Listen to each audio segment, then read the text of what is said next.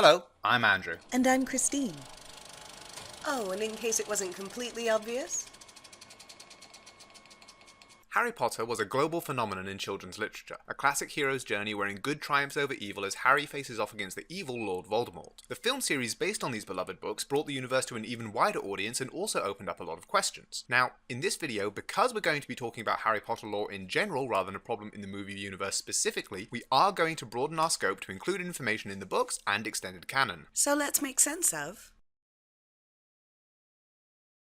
For those of you who don't know, Salazar Slytherin was one of the 4 wizards that founded Hogwarts School of Witchcraft and Wizardry. The 4 wizards also founded the 4 houses: Gryffindor, Ravenclaw, Hufflepuff, and of course, Slytherin. Because the best thing to do when teaching teenagers how to become walking weapons of mass destruction is to immediately divide them into factions and turn them on each other in fierce competition. Now, we are told that this division is the fault of Salazar Slytherin and his hatred for muggles and muggle-born wizards. This paints him immediately as a suitably villainous founder for a villainous house. Or so we were led to believe. Most of what we know about Salazar Slytherin comes from the Sorting Hat. The Sorting Hat is a magical item at Hogwarts which, among other things, acts as an exposition device. It regales the readers/audience with essential backstory about the school that is conveniently related to whatever problem Harry might be facing. The Slytherin house is described as being a place to find true friends, where cunning people congregate, and Salazar Slytherin was described as being shrewd and admiring those with great ambition. In the interest of full disclosure, the hat does also describe Slytherin as power-hungry, which definitely has negative connotations. But if we take into consideration everything else we know about him, a lot of the negative press he gets begins to look more and more like propaganda. Think about it. Why would this power-hungry wizard become a teacher or found a school designed to help make more wizards more powerful? This was well over 1,000 years ago, long before the Ministry of Magic was formed or the Statute of Secrecy was enforced among the wizarding community. With no real government or judiciary system to keep him under control, why wouldn't he have just founded his own kingdom and been done with it?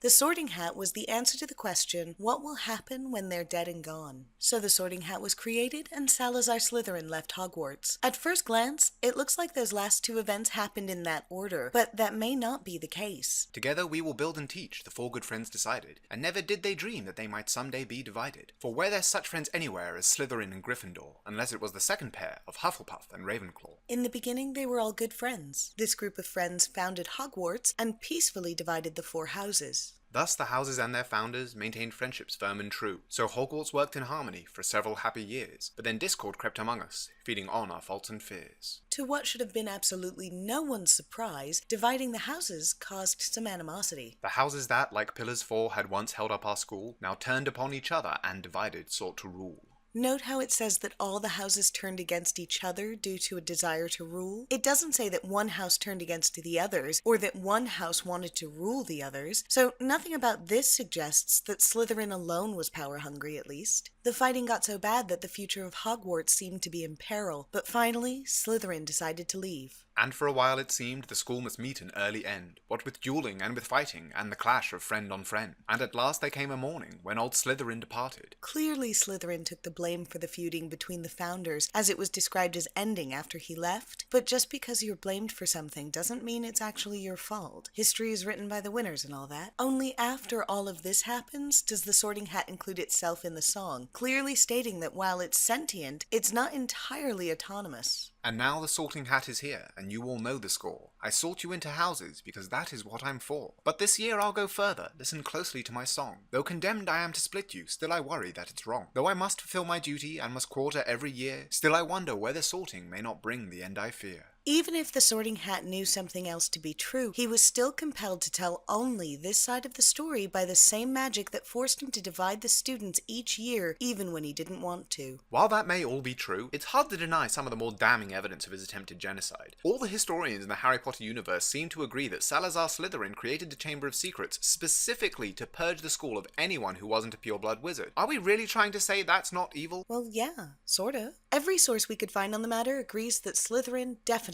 built the Chamber of Secrets. Those same sources agree that he put the basilisk in that chamber, that secret chamber that no one could find, and that could only be opened by the very rare brand of wizard who could speak Parseltongue. And That's supposed to help him purge the school of Muggle-born wizards how? Let's think this all the way through. The basilisk is basically indestructible. It's ridiculously strong and resistant to most magic. It can kill someone by looking at them. But just in case that wasn't lethal enough, it also has razor-sharp fangs and crazy potent venom. Oh, and it's effectively immortal, including being able to survive for hundreds of years while completely submerged in water. And what did Slytherin do with it? Well, he couldn't kill the thing, so he locked it away in a hidden sewer chamber and flooded the chamber, making it very unlikely that anyone could ever accidentally stumble upon it. In other words, he contained whatever threat the snake may have been to any of the students, pureblood or Muggle-born. Sure, yes, someone did manage to access the chamber and release the basilisk, but that's hardly Slytherin's fault. Other than the word of some wizard historians, likely influenced by the Sorting Hat's version of history, there really just doesn't seem to be any justification for the common belief that Slytherin was trying to use either the Chamber of Secrets or the basilisk to kill anybody. Okay, however, even if Salazar Slytherin himself was just a misunderstood wizard, there's no denying that the modern Slytherin house was full of corrupt and awful people. The movie even says so.